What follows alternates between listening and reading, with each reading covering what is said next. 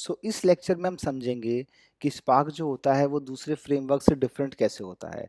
हालांकि हमने last lecture में समझा था कि स्पार्क में क्या क्या एडवांटेजेस हैं। इस लेक्चर में हम उसको समराइज करेंगे और कुछ एक्स्ट्रा पॉइंट्स भी देखेंगे। स्पार्क जो है ये एक यूनिफाइड इंजन होता है for processing of large scale distributed data. मतलब अब यहाँ पे क्या किया, इसको एक यूनिफाइड इंजन बना दिया गया। जैसे अगर बात की जाए, पहले हडूप की बात की जाए, तो उसमें क्या था कि अलग अलग प्रोसेसेस के लिए अलग अलग प्रोजेक्ट्स थे। फॉर एग्जांपल जैसे बैच डेटा का अलग था, बैच डेटा के लिए हम हडूप यूज़ करते, मैप्रेड्यूस यूज़ करते। फिर उसके बाद स्ट्रीमिंग डेटा का अलग था, मशीन लर्निंग का अलग था। अब यहाँ पे क्या आया, इन्होंने इंजन को अलग कर दिया। इंजन अलग है, कंपोनेंट्स अलग है। अगर हम मैं इसको आपको समझाऊं, दिखाऊं, हालांकि नीचे पूरा एक्सप्लेन करूंगा इसको, पर जस्ट एन ओवरव्यू। यहाँ पे क्या किया, ये स्पार्क कोर जो है ना, ये इसका इंजन है। इस इंजन को अलग कर दिया और इसके ऊपर कंपोनेंट्स है। अब स्पार्क स्पेसक्यूएल भी चला सकते हो, स्पार्क स्ट्रीमिंग डेटा भी कर सकते हो, एमएल मशीन लर्निंग लिब भी कर सकते हो, ग्राफिक्स भी यूज़ कर सकते हो इस पे। अर्लियर ऐसा नहीं था। पहले क्या था, अलग अलग यूज केसेस के लिए अलग अलग प्रोजेक्ट्स थे। ठीक है, तो सबसे पहले तो समझ में आया हमें कि स्पार्क जो हो गया अभी एक यूनिफाइड इंजन हो गया है। इसको आगे और देखेंगे। नेक्स्ट नेक्स्ट सबसे पहली बात तो जो थी इसके अंदर एडवांटेज था, वो था इसकी स्पीड का। और स्पीड के पीछे जो मेन एडवांटेज था वो हम एक्सप्लेन कर चुके हैं। वो ये था कि इसमें जो इंटरमीडिएट डेटा होता है वो मेमोरी के अंदर रहता है, जिसकी वजह से बहुत कम इनपुट आउटपुट ट्रांसफर होते हैं। देखो ये लिखा हुआ है लास्ट यहाँ पे, Spark stores intermediate result in the memory instead of writing them to the disk। तो जब डिस्क में नहीं जाएगा तो ये लिमिट कर देगा, इनपुट आउटपुट ऑपरेशंस कम हो जाएंगे, जिसके वजह से परफॉर्मेंस जो है आपकी वो बूस्ट होगी। नेक्स्ट इसकी यूजिबिलिटी। नेक्स्ट बताया था मैंने आपको कि हडूप के अंदर जावा में बड़े बड़े कोड लिखने पड़ते थे, छोटे छोटे ट्रांसफॉर्मेशंस के लिए भी बड़े बड़े कोड लिखने पड़ते थे। बट यहाँ पे ऐसा नहीं है। यहाँ पे अगर आप देखो तो बहुत ही सिंप्लीफाइड प्रोग्रामिंग लैंग्वेज होती है। मैंने कहा था कि मोरलेस वो एसक्यूएल से ही सिमिलर सी आपको समझ में आ जाएगा। अभी ये आगे लेक्चर्स में समझेंगे हम लोग। आप बस अब समझ लो ये यहाँ पे कि ये हडूप के कंपेरेटिवली बहुत ही सिंपल प्रोग्रामिंग मॉडल था।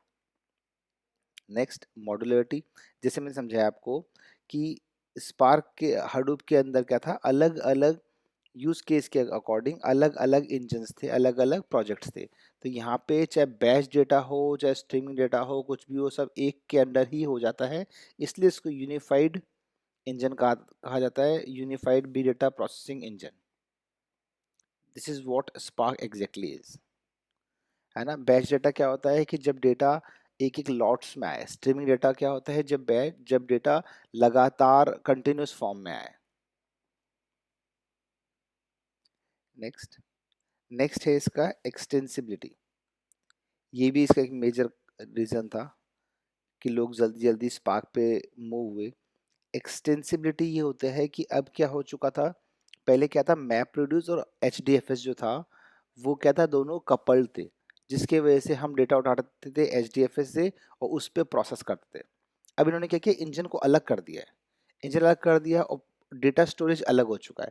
तो इंजन अलग है, डेटा स्टोरेज अलग है। तो अब ये किसी भी स्टोरेज से डेटा उठा सकता है।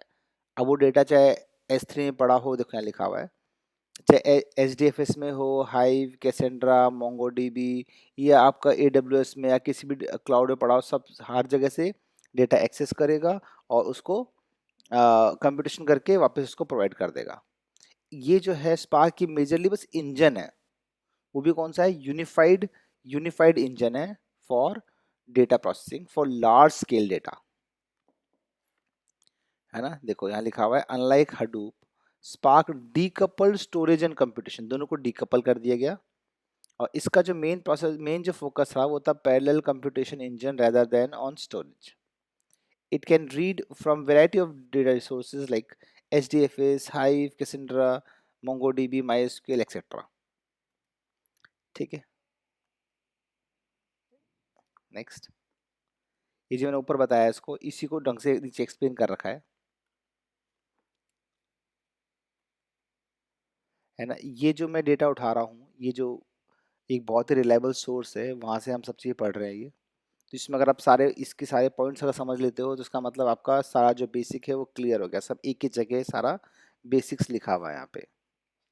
नेक्स्ट देखो, इसको एक्सप्लेन कर रखा है कि मैप प्रोड्यूस जो होता है, मैप प्रोड्यूस जो था, जो हाई HDFS में था, वो किसके लिए था?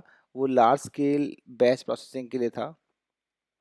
तो उसके लिए क्या था, अलग अलग वर्कलोड्स के लिए अलग अलग चीज़ें यूज़ करते थे। जैसे फॉर एग्जांपल हम अपाचे स्टोम यूज़ करते थे, इम्पाला, ड्रिल, माहौट, ग्राफेच, ये सब हम लोग यूज़ करते थे अपाचे के जब हडूप था।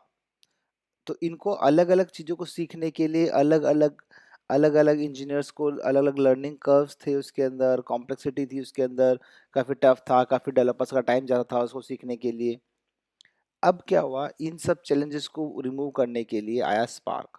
स्पार्क जैसे बताया मैंने, ये सिर्फ इंजन है, इसको आपको लर्न करना था, बाकी जितनी भी चीज़ें थी सारी, ये सब एक स्पार्क अकेला हैंडल करने लग गया था। ठीक है, अब स्पार्क जो था उसके मेन फोर कंपोनेंट्स हैं, यहाँ दिखाता हूँ पहले आपको मैं। Spark SQL, then Spark streaming, MLlib और ग्राफिक्स, है ना।